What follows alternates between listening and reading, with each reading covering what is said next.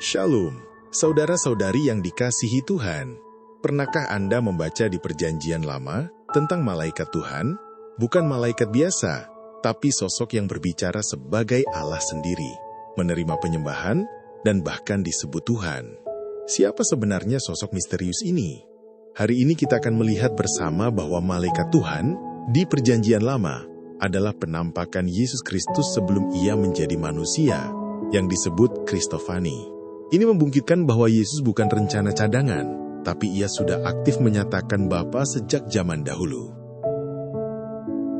Alkitab mengajarkan dua kebenaran penting. Pertama, tidak ada manusia yang pernah melihat Allah Bapa secara langsung dalam kemuliaannya yang penuh. Yohanes 1 ayat 18 berkata, "Tidak seorang pun yang pernah melihat Allah, tetapi anak tunggal yang ada di pangkuan Bapa, dialah yang menyatakannya." Kedua, di Perjanjian Lama, banyak orang benar-benar bertemu dengan Tuhan secara pribadi. Bagaimana keduanya selaras? Karena Allah Anak, yaitu Yesus sebelum inkarnasi, yang menjadi perantara penyataan Allah. Ia sering muncul dalam rupa manusia, malaikat, atau bahkan fenomena alam yang luar biasa disebut malaikat Tuhan atau malak YHWH. Buktinya sangat kuat, ia berbicara sebagai Allah, menerima penyembahan, dan Tuhan sendiri berkata, "Namaku ada di dalam dia." Keluaran 23 ayat 21. Mari kita lihat beberapa pertemuan yang paling jelas. Pertama, Hagar, budak Sarai, yang melarikan diri ke padang gurun. Kejadian 16 ayat 7-13. Malaikat Tuhan menemuinya di dekat mata air, memberi janji tentang anaknya Ismail. Hagar terkejut dan berkata, "Engkaulah Allah yang melihat aku." Ia menyebut tempat itu El Roi, Allah yang melihat.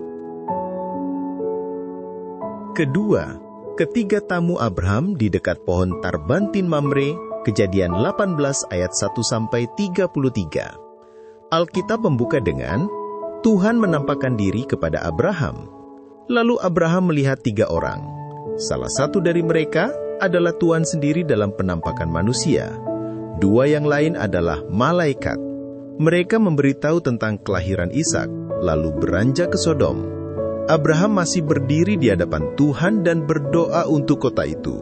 Kemudian dalam Kejadian 19 ayat 24 tertulis, "Maka Tuhan menurunkan hujan belerang dan api atas Sodom dan Gomora dari Tuhan, dari langit." Ini menunjukkan perbedaan pribadi dalam Allah Tritunggal. Ketiga, tiang awan dan tiang api selama perjalanan bangsa Israel di padang gurun. Keluaran 13 ayat 21 dan 22. Tuhan berjalan di depan mereka, pada siang hari dalam tiang awan untuk menuntun jalan, dan pada malam hari dalam tiang api untuk menerangi mereka.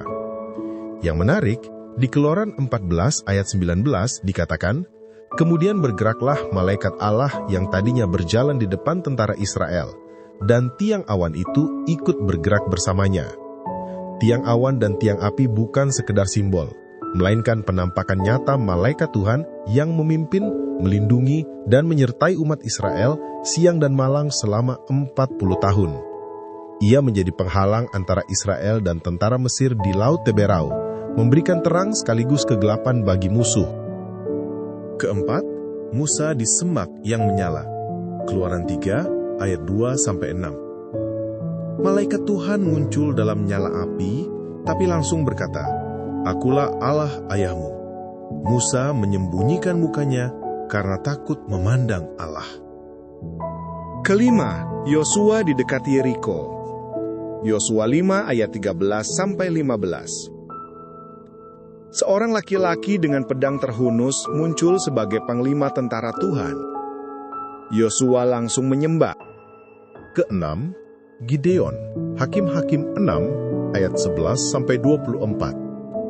Malaikat Tuhan memanggil Gideon dan melakukan mujizat api.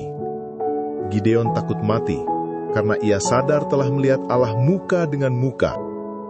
Ketujuh, Manoah dan istrinya, orang tua Simson, Hakim-Hakim 13.